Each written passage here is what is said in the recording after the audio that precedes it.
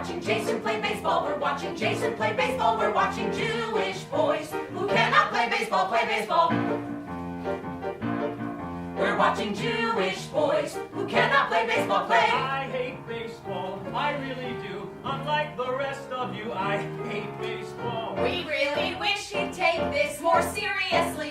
It's weird how he swings the bat. It's weird how he swings the bat. Oh, why does he have to throw like that?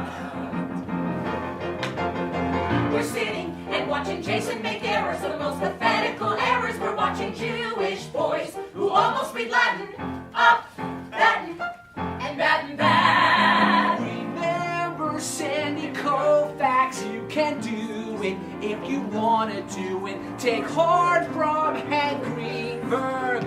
It's not genetic, even you can be copacetic.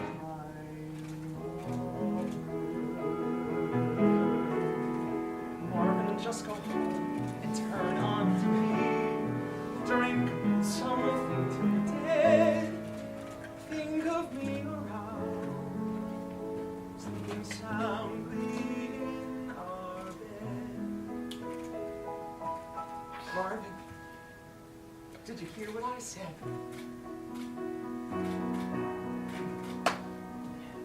Shut your mouth, go to sleep. It's time I had a sailor. Are you sleeping yet? Or what is what? Wizard, but I can't help feeling I failed. Let's be scared together. Let's pretend that nothing is awful. There's nothing to fear. There's nothing to stay right here.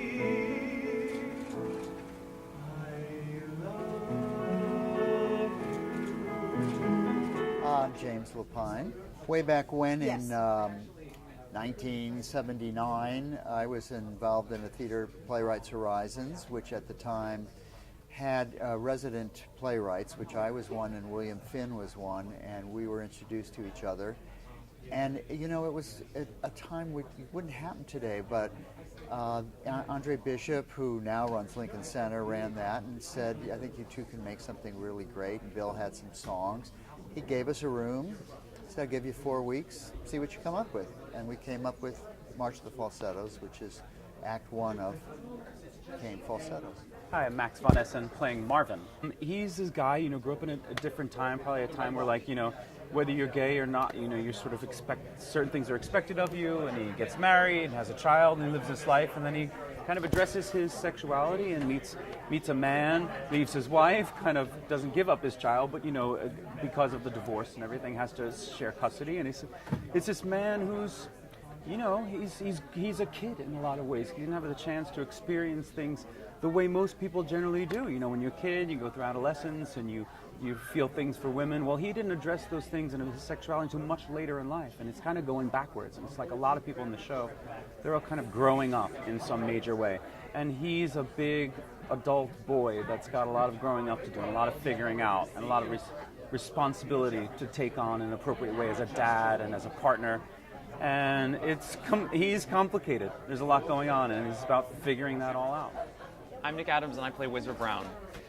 So I am Marvin's lover, and I'm introduced into his existing family set of Trina, Jason, and his psychiatrist, Mendel.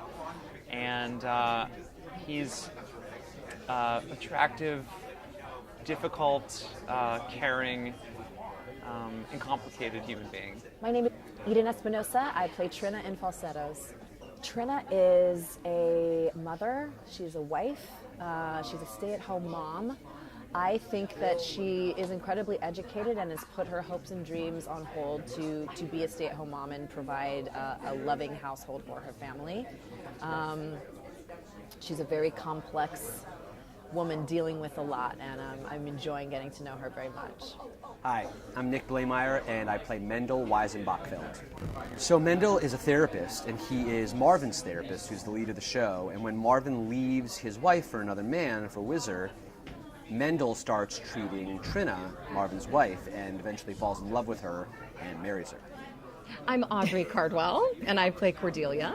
I'm Brianna Marie Parham, and I play Dr. Charlotte. So Dr. Charlotte is kind of the grounded, all-knowing character in the show that knows what's going. We're all very fun-loving, and we all get along really well, and we're the lesbians from next door. However, she is kind of clued into all the things that are happening with Whizzer. So she kind of brings reality and groundedness to the piece and their dynamic as a group and a family together.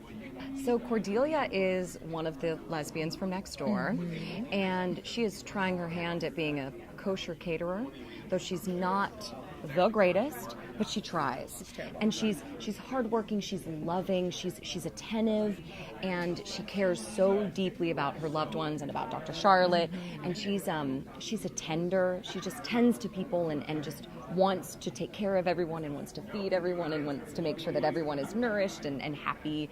And so it's a fun dynamic to explore between us, that she's this grounded kind of, she's a doctor. Serious, yeah. A little serious, and then I'm kind of more of like a frenzied mess a little bit, and just finding my way, and it's kind of an opposites attract story. Yeah.